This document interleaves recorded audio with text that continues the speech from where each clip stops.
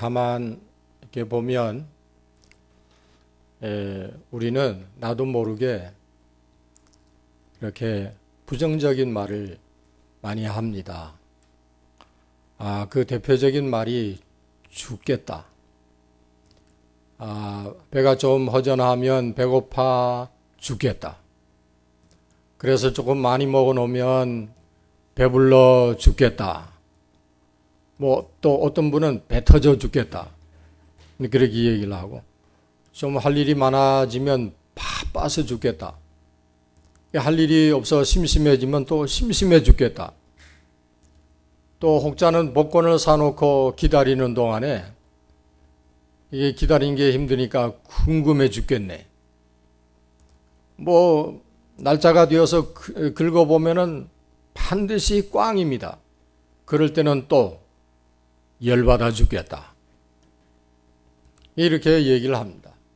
이게 모두가 다 참기가 어렵다는 것이죠. 그런데 이건 다 환경입니다. 환경은 변하는 것입니다. 환경이라고 하는 말 자체가 경우가 뒤집힌다, 경우가 바뀐다, 그런 뜻입니다. 우리가 늘 겪는 일이지만 아침 저녁이 변하고 또 일기도 변하고 계절도 변하듯이 자연 환경도 다 변합니다. 인간 사회도 인간 관계도 다 변합니다. 지금 당신 없인 못 살아 해도 그 관계 때가 되면 다 끝나는 것입니다. 요즘 한국 뉴스 보니까 한국 국정교과서 때문에 난리던데, 정치, 경제, 문화, 예술 다 변하는 것입니다. 변하지 않는 게 없습니다. 오죽하면 산천은 의고한데 인거는 간데없네, 그렇게 시를 읊었겠습니까? 조지 슈페터라고 하는 아주 세계적인 경제 이론가, 오스트리아 출신 경제 이론가가, 그가 유명해진 것은 이 얘기를 창조적 파괴라고 하는 이론 때문에 유명하게 됐는데, 지금 우리가 다 아는 얘기입니다만은 새 것은 받아들이고 낡은 것은 버려야 한다 하는 그런 논리인데, 이 이론이 세계 경제에 끼친 영향은 아주 지대했습니다.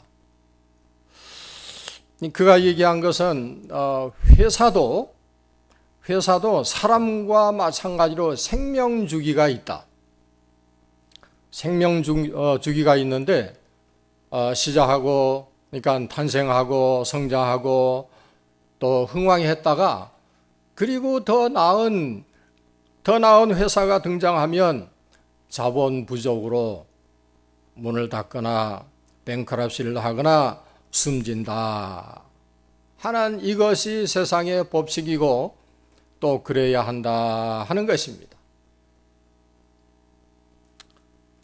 이분이 이 얘기를 하기 전에 혹자가 그랬죠. 생자 필멸이라. 이 땅에 살아있는 것, 이 땅에 존재하는 것, 어느 것 하나 영원히 가는 것이 없이 다 사라지고 없어지고 변한다, 그런 얘기를 했습니다. 그 기업가 수명을 연구한 한 학자의 데이터가 얼마 전에 보도가 된 바 있는데, 그분이 내놓은 데이터에 의하면 1920년대까지만 해도 이 한 기업의 수명이 65년은 되었다고 합니다. 그런데 지난해 2014년 한 해 동안 등록된 기업의 10%가 도산이 되었거나 주인이 바뀌었다 하는 얘기를 했습니다. 그러니까 기업의 수명이 겨우 10년에 불과하다라고 하는 뜻입니다. 이 이론이 가장 충격을 준 나라가 있는데 일본입니다.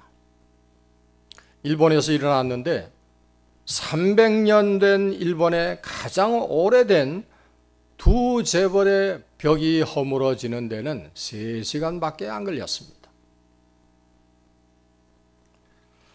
일본 역사상 초유의 두 주력 은행이 있었는데 사쿠라 은행과 스미모토 은행입니다. 이거를 합병을 짓는 단판 짓는 일이 벌어졌는데 이 두 재벌이 창립된 것은 17세기 말이었습니다. 우리가 17세기 이렇게 얘기를 하면 굉장히 오래전의 얘기인 것 같은데 그렇습니다. 300년 가까이 된 두 회사의 빗장이 굳건한 장벽이 무너지는 그런 순간이었습니다. 제가 한국에서 청년 시절 목회를 하다가 미국에 왔는데요. 한국에서 목회하던 교회 홍순기 장로님이라는 분이 계셨습니다. 남양어망 주식회사의 창립회장이십니다. 제가 한국에 있을 때까지 잘 나갔습니다. 박정희 대통령 때부터 이게 뭡니까? 수출 금탑 훈장을 내리 3번씩을 받았으니까 외화를 벌어오는데 최선봉장을 맡았던 회장님이 홍순기 장로님이었습니다. 이분이 그렇게 하여간 나갔을 때는 매달 한 번씩 목포에 있는 회사, 부산에 있는 회사, 대전에 있는 회사, 각 회사에 5,000명이 넘는 종업원들을 한 달에 한 번씩 그 회사에 일하는 데를 쫙 밀어내고 5,000명이 앉을 수 있도록 모여놓고 한 달에 한 번씩 예배를 드렸습니다. 제가 가서 예배를 인도하고 목포에서 인도하고 부산까지는 머니까 중간에 섬진강에서 이쪽 자동차로 섬진강까지 또 저쪽 자동차 회장님 자동차가 이까지 예배하는 저를 모시러 와서 이쪽 왔다 갔다 하면서 예배를 인도해 본 적이 있습니다. 그렇게 하여간 열심히 하나님의 뜻을 받들려고 이분은 세상에 어떤 바이어가 와도 주일날은 안 만납니다. 그리고 세상 어느 나라를 방문하더라도 토요일이면 꼭 돌아와서 당신의 교회에서 예배를 드리는 분. 참 이 회사가 상당히 오래 갈 것이다 내다보았는데 일본 동경제국대학을 다니던 아들대에서 얼마 전에 들으니까 이 아들대에서 회사가 없어졌다는 것입니다. 얼마나 마음이 아프든지 얼마나 아쉬웠는지 제가 다시 한번 절감을 했습니다. 세상은 변한다.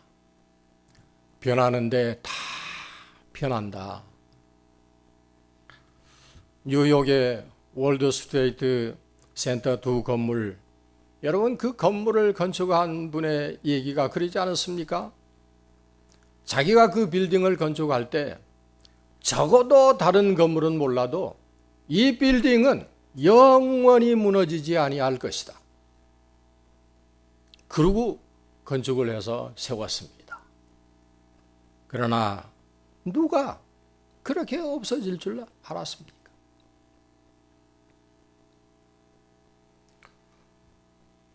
이런 변하는 것 중에도 성도 여러분, 이런 변하는 것 중에도 이런 변화하는 현상 속에서도 변하지 않는 것이 있습니다. 바다를 바라보고 있으면 바다 전체가 험상궂게 움직이는 것 같습니다. 그러나 바다 깊은 곳에서는 늘 고요하고 그리고 일정한 방향으로 일정한 형식을 가지고 있습니다. 형식이 달라지고 방법이 바뀐다고 해도 깊은 곳에서는 전혀 동요가 없습니다. 그런데 가끔 하나님께서 이 바닷속 깊은 데를 청소하시려고 할 때 그때는 태풍을 불어제낍니다. 해일을 일으킵니다. 그러면 바닷속까지 뒤집어져서 모든 것이 다 드러나게 되고 아주 깨끗하게 청소가 됩니다. 변하는 세상을 변화하게 하는 주도자가 있습니다. 이 모든 변화를 주장하시는 분이 계신데 그분은 변함이 없습니다. 그분의 변화와 그분의 목적과 변화의 원리는 불변입니다. 그래서 그분의 말씀을 우리가 얘기할 때 1.1에 가감할 수 없다고. 그 뜻은 우리가 성경 번역본을 여러 번 이렇게 가지게 되었는데 문자적인 의미가 아니라 목적과 그분이 가지고 있는 그런 목적과 원리를 강조하는 것입니다. 그래서 그를 향해서 사람들이 말을 하지 않습니까? 미쁘신 분이시여, 변함이 없는 분이시여, 알파와 오메가가 되신 분이시여, 시종여일하신 분이시여, 그렇게 얘기를 합니다. 그래서 신앙생활이라고 하는 것은 변하지 않는 원리를 붙잡고 사는 사람, 그런 삶을 우리는 신앙생활이라고 얘기를 하는 것입니다. 우리가 만약에 일상적인 변화를 따라가며 좋아하고 또 슬퍼하고 축하하고 원망을 하다 보면 한날은 감사하고 한날은 죽겠다며 하나님을 원망하는 그런 불신앙적인 사람이 되어지고 마는 것이죠.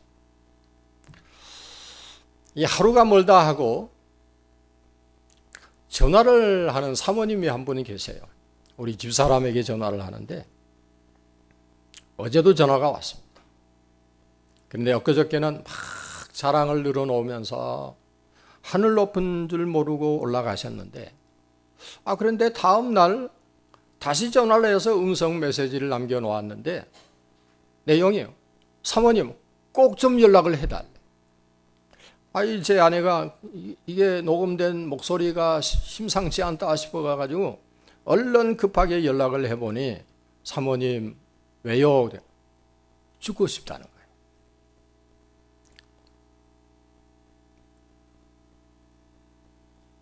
우리가 매일의 과정 속에서 살면서도 잊지 말아야 할 것은 그 마지막이 어찌 될 것인가, 마지막 끝을 내다보며 살아야 합니다.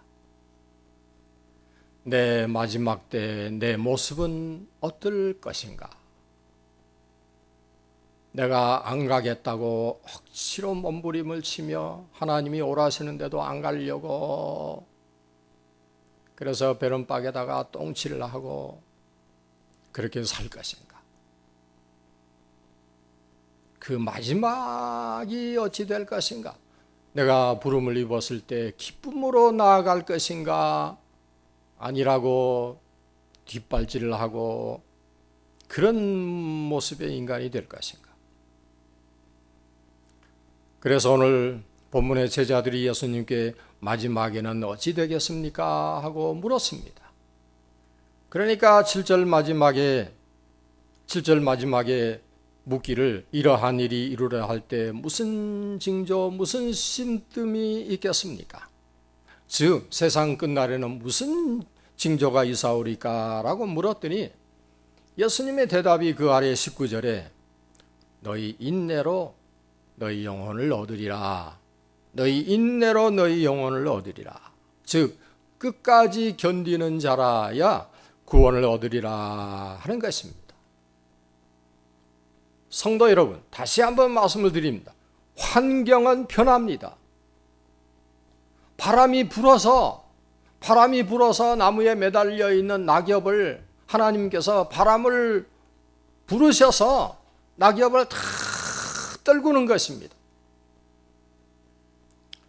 바닷속을 뒤집는 이유도 있습니다. 그래야 깨끗하게 되고 리프레시하게 되고 청소가 되어지는 것입니다. 환경과 상황이 어떻게 바뀌느냐 관계없이 끝까지 견디는 자가 구원을 얻습니다. 요동치는 일이 나를 흔들어 대는 일들이 수없이 앞으로도 일어날 거예요. 이 사람이 나를 건들고 저 사람이 건들고 옆에서 당기고 뒤에서 밀치고 그런 일들이 수없이 일어날 것입니다마는 그러나 그 중에도 끝까지 흔들리지 아니하고 견디는 자가 구원을 얻는다 하는 것입니다. 요새는 저 아멘이 나와요. 자, 이 끝까지 견디는 말의 의미가 무엇일까요? 사도 바울께서는 로마서 2장 4절에다가 하나님의 길이 참으심의 풍성함을 멸시하느냐라고 하는 물음이 나옵니다. 요즘같이 메마른 세상에는 이거요, 누군가를 위하여 봉사한다는 것이 어리석어 보이고 사랑을 베풀면 약자로 보이고 나를 내세우지 않고 자기를 내세우지 않고 묵묵히 일하면 바보로 여깁니다. 어제 우리 권사님들 그 비 오는 날씨에 하루 종일 새벽 기도 끝나고 바로 이어서 밤 9시까지 뭐 한다고 그 일 하겠습니까? 꼭 뭐 권사회가 그 일을 해야 교회 밴 구입이 되나요? 누군가가 시드 마니를 만들어 놔야 시작이 반이라고 일이 된다 이거지요. 정말 우리 권사님들에게 감사를 드리고 싶어요. 이렇게 세상이 이렇다 보니까 모두가 다 조금 하다가 중단하는 거예요. 이런 봉사를 왜 해? 그럽니다. 그래서 성미 급한 사람들은 다 나자빠져요. 조금 해보다가 목사님이 나를 안 알아주는 것 같아. 그러고 빠지고 뭐 내가 이거 해봐야 뭐 별 도움이 되겠나 빠지고. 그런데요, 한 가지만 각오를 하면 그 한 가지가 뭐냐면 로마서 2장 4절에 그랬네요. 멸시받을 각오만 하면 얼마든지 주의 부르심에 이 부르심에 응답할 수 있다. 얼마든지 참을 수 있다. 참으려고 결심했다가도 이게 참지 못해. 우리가 보통 참지 못해서 하지 말아야 할 말을 하게 되고 나아가서 해서는 안 될 행동을 저질러서 두고 후회합니다. 자리에 누우면 그때 왜 그랬던 거? 하지 말아야 했을걸? 인내의 덕을 세워야 합니다. 그래서 오늘 주님께서 분명히 말씀하셨습니다. 끝까지 인내하는 자라야 구원을 얻는다. 자, 그러면 끝까지 인내하려면 어찌해야 할까요? 8절에 말씀하고 있습니다. 가라사대 미혹을 받지 않도록 주의하라. 미혹을 받지 않아야 인내할 수 있다고 그랬네요. 미혹이라고 하는 것은 속이는 것을 뜻합니다. 나를 속이는 것, 우리 주변에 우리 세상에 나를 속이는 것 수두룩합니다. 인정에 속고 유행에 속고 논리에 속고 사람에게 속고 누군가가 달라붙어 가지고 그냥 소곤소곤에다가 가만히설로 논리적으로 나오면 어지간하면 넘어집니다. 어지간하면 솔깃해 가지고 내 주머니에 있는 돈 홀랑 다 아끼고 속고 삽니다. 북한 사람들은 김일성이를 구약에 예언한 메시아가 김일성이라고 생각하고 그런 메시아 왕국을 우리는 북한에서 여태까지 보아왔습니다. 북한 사람들이 김일성이를 아바이 수령이라고 하지 않았습니까? 수령이라고 하는 건 뭡니까? 수령이라고 하는 것은 신이란 뜻입니다. 신 중에도 우두머리 신, 그게 수령입니다. 그리고 당시의 공산주의 사회에서 모택동을 메시아라고 불렀습니다. 예수님이 일찍이 말씀하셨죠. 많은 사람이 내 이름으로 와서 자기들이 그리스도라 할 것이니 미혹을 받지 않도록 유의하라. 그래서 어떤 속임수에도 성경신앙을 끝까지 붙잡고 살아가는 사람은 구원을 받습니다. 구원을 받습니다. 또 한 가지, 두 번째, 난리와 소란의 소문이 있겠으나 끝까지 견디는 자는 구원을 얻는다. 9절입니다. 난리와 소란의 소문을 들을 때 두려워하지 말라. 이 일이 먼저 있어야 하되 끝은 아직 아니니라. 이 부분에서 생각나는 사람이 있습니다. 링컨입니다. 우리 미국 역사상 링컨 대통령 많이 얘기하죠. 링컨만큼 인생의 쓴맛을 경험하고 실패를 본 사람도 아마 없을 줄로 압니다. 하원 의원에 도전했다가 2번이나 실패를 했습니다. 상원 의원에서도 거절당했습니다. 부통령 지명전에서는 100표가 모자라서 그 꿈을 접어야 했습니다. 그뿐이 아닙니다. 결혼하려고 약혼을 했는데 약혼녀를 잃습니다. 약혼녀를 잃고 얼마나 힘들었는지 6개월 동안 정신과 의사 병원을 드나들며 치료를 받아야 했습니다. 겨우 마음을 추스려서 얼른 결혼하는 게 나아.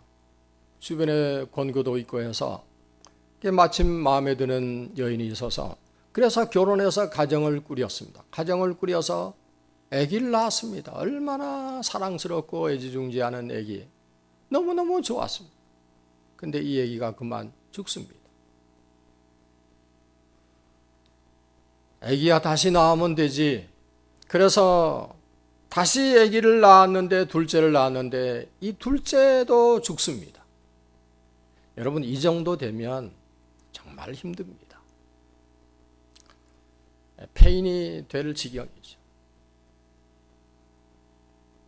그런데 세 번째로 아들을 하나 낳았는데 아들을 키워서 이 아들이 비즈니스를 하게 되었는데 이 아들의 사업 실패로 진 빚을 대신 갚느라고 17년간을 수고를 해야 했습니다. 여러분, 링컨이 이걸 원해서 그리 된 겁니까? 그에게 불어닥친 환경의 바람이죠. 된 바람이죠. 찬설이죠. 그런데도 그는 어찌 되었습니까? 정상에 우뚝 섰습니다. 끝까지 잘 견뎌낸 그런 인내 때문이었습니다. 사람은 어려울 때 보면 압니다. 좋을 때는 다 좋습니다. 말랑말랑하고 사탕 같기도 하고. 그런데 좋을 때는 다 좋은데 된 바람이 불어보면 그 나무의 뿌리가 튼튼한지 알곡인지 가라지인지 쭉저기인지 알게 되는 것입니다. 가라지의 속성은 끝까지 못 가는 겁니다. 까불면 가라지는 다 날려가 버립니다. 하나님께서는 오늘 우리 교회를 여러분에게 한번 맡겨봐 주신 겁니다. 왜냐하면 이 교회는 아들의 몸이거든. 예수님을 보내셔서 여기저기에 그리스도의 몸을 세우신 겁니다. 그리고 우리가 누굽니까? 우리는 그 몸에 붙어있는 지체이거든. 하나님께서 우리로 하여금 이 교회를 우리에게 한번 맡겨봐 주신 것입니다. 한여름에 뜨거운 떼약볕이 잘 익은 나달 열매를 만들어내는 것처럼 오늘의 절망이 내일의 승리를 만들어내는 일임을 보도록 하나님은 그렇게 역사하고 계십니다. 그래서 저 같은 어줍지 않은 인터림 패스터를 보내서 이 말씀을 증거하게 하고 계신 것입니다. 아멘. 감사합니다. 한 가지가 더 있네요. 16절에 이 끝까지 견디려면 어찌해야 되나? 마지막 보니까 미움과 불신이 팽배할 것이나 끝까지 견디는 것이라. 16절에 보게 되니까 16절 심지어 부모와 형제와 친척과 벗이 너희를 넘겨주어 너희 중에 몇 명을 죽이게 하겠고 모든 사람에게 미움을 받을 것이나 그러나 너희 머리털 하나도 상하지 아니하리라. 너희의 인내로 너희 영혼을 얻으리라. 여러분, 자식이 부모를 버리는 경우는 덜어 있습니다. 여태까지 보면 불효막심한 놈 그렇게 우리가 얘기를 하고 했는데 부모가 자식을 버리는 경우는 거의 없지요. 그러나 앞으로는 부모가 자식을 버리는 그런 무정한 세상이 되겠다는 것입니다.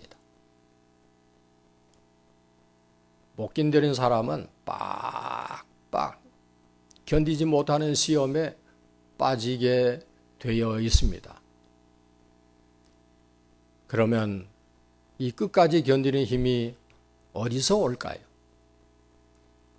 마지막에 승리하게 하는 그것이 바로 뭐냐 하면 진리입니다. 진리가 마지막 승리를 안겨주는 것입니다. 진리가 너희를 자유케 하리라. 우리는 아무렇게 싸워도 이길 것이라고 또 아무렇게 살아도 구원을 얻을 것이라고 그렇게 기대하는 것은 그건 어리석은 일입니다. 진리로 싸워야 합니다. 진리가 너희를 승리하게 하리라. 그리고 사랑으로 싸워야 합니다. 끝까지 사랑하면 그 사랑이 승리하게 하는 것입니다. 요한복음 13장 1절 이하에 보면 예수님께서 제자들을 사랑하시되 어떻게 사랑하셨나? 끝까지 사랑하셨다고 했습니다. 가룟 유다가 예수님을 배반하고 예수님을 팔 것을 예수님은 다 아셨거든요. 예수님은 그런 유다를 다 알고 계셨습니다. 그 안에 무엇이 들어있는지, 그 안에는 유다 안에는 돈만 들어있다. 저 안에 내가 없구나. 너희가 내 안에 내가 너희 안에 라고 말씀하셨는데 가룟 유다의 마음속에는 돈만 있지 예수가 없구나 하는 것을 아셨습니다. 사람은요 표가 납니다. 봉투가 다 똑같아 보여도 그 속에 담긴 것으로 봉투의 값이 달라지는 거예요. 봉투에다가 10불을 넣으면 10불짜리 봉투고 20불을 넣으면 20불짜리 봉투가 되는 거고 100불을 넣으면 100불짜리 봉투가 되는 것입니다. 그리고 아무것도 안 넣으면 빈 봉투입니다. 난리와 소란의 소문이 들릴 때 후딱 날아가 버릴 사람입니다. 예수님을 모셨습니까? 그 봉투는 끝까지 흔들리지 않을 것입니다. 그 사람, 끝까지 견딜 사람입니다. 오늘 그분이 하신 말씀입니다. 끝까지 인내하라. 너희의 인내로 너희의 영혼을 얻으리라. 해서 끝까지 인내하고 잘 견디시어서 주님 주시는 구원에 다 동참하시기를, 부디 동참하시기를. 이거 주님 구원의 날이 반드시 있습니다. 반드시 있습니다. 그 날에 다 동참할 수 있으시기를 주 이름으로 축원합니다. 기도합니다. 주님, 여기저기서 난리와 소란의 소문이 들립니다.